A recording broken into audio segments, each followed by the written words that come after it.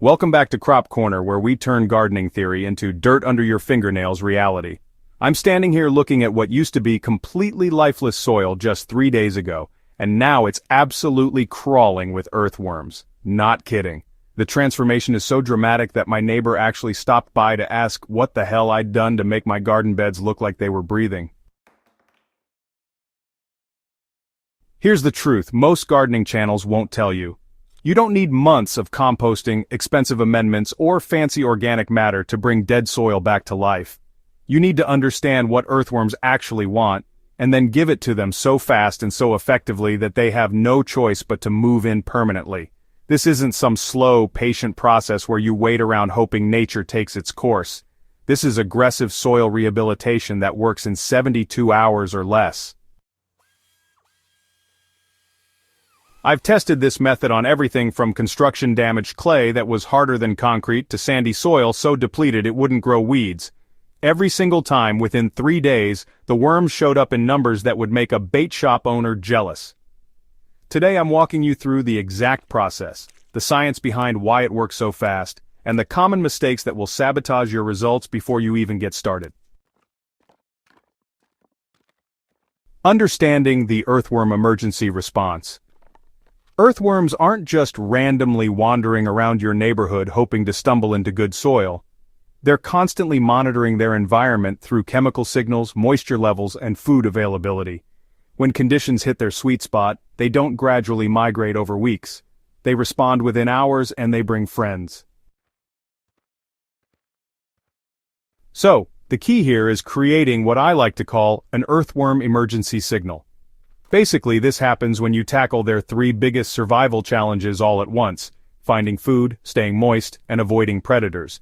You know, most gardeners try to solve these problems one at a time, and that's honestly why their soil improvement takes months or even years instead of just days. Dead soil? Well, it just lacks organic matter and it usually holds either way too much water or, not nearly enough. Plus, the pH levels can make earthworms pretty uncomfortable. But here's what a lot of folks miss.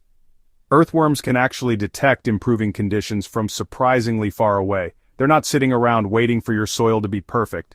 No, they're just looking for soil that's better than where they are now, and honestly, they want proof that things are going to keep getting better.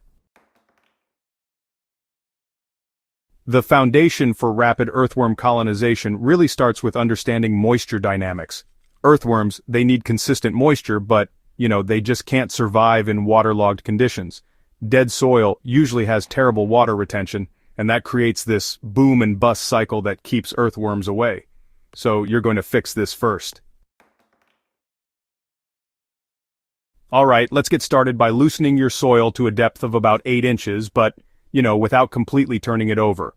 The key here is to break compaction while preserving whatever soil structure already exists. It's best to work in the early morning when the soil has that optimal moisture content from the overnight dew.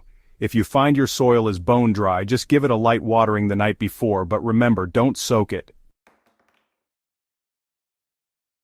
Now, moving on to the earthworm attraction layer, here's where most folks tend to go completely wrong.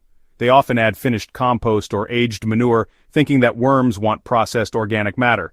But that's not quite right. Earthworms are actually after fresh, partially decomposed organic material that's actively breaking down.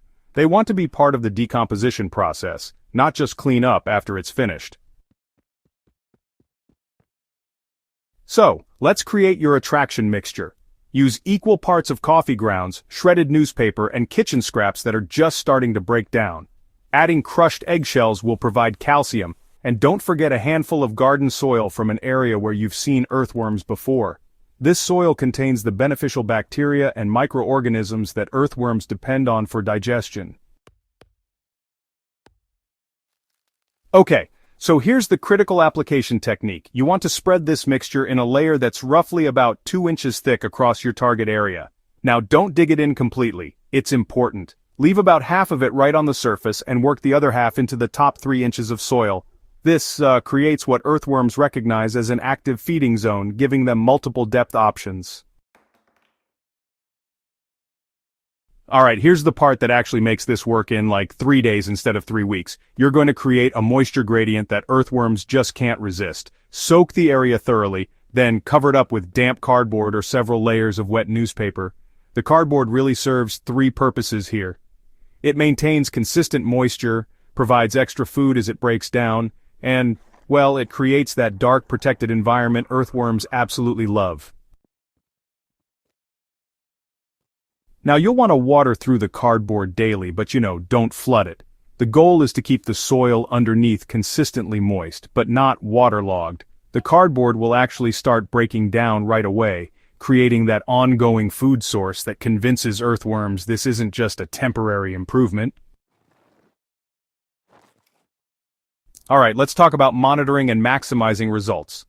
By the time you reach day 2, you should, hopefully, see some increased activity in the soil structure. It might look a little less dense, and you might even notice some small holes or channels starting to form. But don't lift the cardboard to check for worms just yet. You disrupt the environment they're evaluating, and we certainly don't want that. On day 3, you'll want to carefully lift one corner of the cardboard. If you've done this correctly, you'll see earthworms actively working through the soil, and the entire area will have a different texture and smell. The soil will be darker, more crumbly, and will have that rich, earthy scent that, really indicates active biological processes. The beauty of this system is that it's self-perpetuating. The earthworms improve the soil structure, which in turn retains moisture better, which attracts even more earthworms. Within 2 weeks, you'll have established a thriving earthworm population that will just keep on improving your soil indefinitely. This method works because you've essentially created an earthworm paradise that addresses all their needs simultaneously, while sending clear chemical signals that this area is worth colonizing. You've turned soil rehabilitation from a passive waiting game into, well, an active recruitment process. Ready to transform your dead dirt into living soil? Try this method, and hey, don't forget to document your results.